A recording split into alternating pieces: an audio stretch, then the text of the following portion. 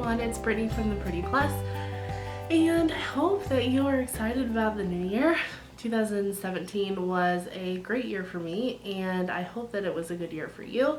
But I want to talk right now about gearing up for the next year. So I want to chat with you about 5 ways to ring in your new year mindset. I think that it's important to take the time to gather your thoughts, to think about how good the last year was or how bad it was. Just reflect on the year. That's my first tip.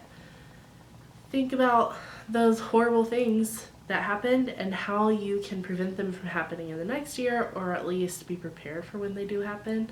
And think about all the awesome things that you can celebrate and the reasons that you are happy that you're alive. So I actually have a quote that I want to share with you. Here's the quote. It's by John Mayer. You thought it was going to be by like Gandhi or something cool, but no, it's John Mayer. You probably should have guessed, and you probably did guess, but it's actually a tweet by John Mayer, and he said it on Christmas, and it is pretty Christmas-centric, as in he says Merry Christmas at the beginning, but I really love the idea of what he said. I really love the idea of what he said in the tweet, and I think that it really embodies how I'm feeling this year and how I hope that you can feel as well. So it says, Merry Christmas. If you're loving it this year, hold on because it goes by fast. If you're not loving it this year, hold on because it goes by fast.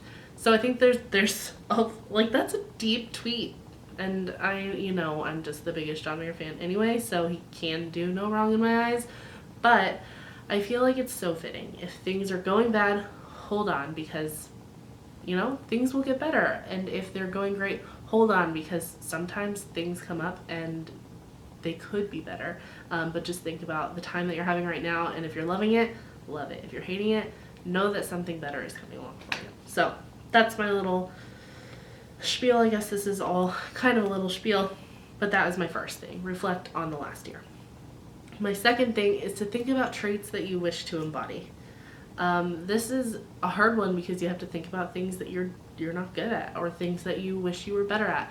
And for me, within the last few years, I have worked on things that are really personal to me, but say things like just empathy in general, or taking the time to be kind to others. I feel like I'm always generally kind to others, but I do have kind of the personality where I'm just quick. I just go by quick and I do my thing and I do my tasks and I'm done. But I've really been working on cultivating those relationships and engaging with people, and I'm going to continue to work on that for 2018.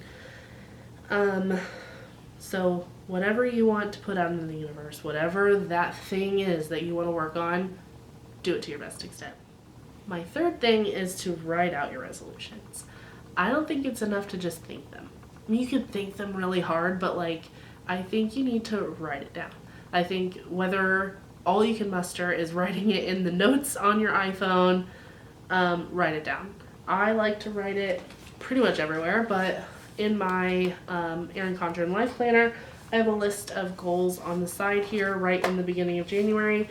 Last year I printed out a few of my goals and stuck them in places that I would remember them in my planner or in my office, things like that.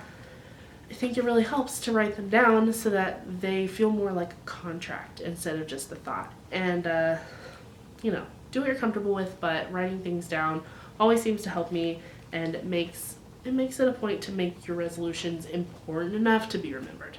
My fourth idea is to have a planning party.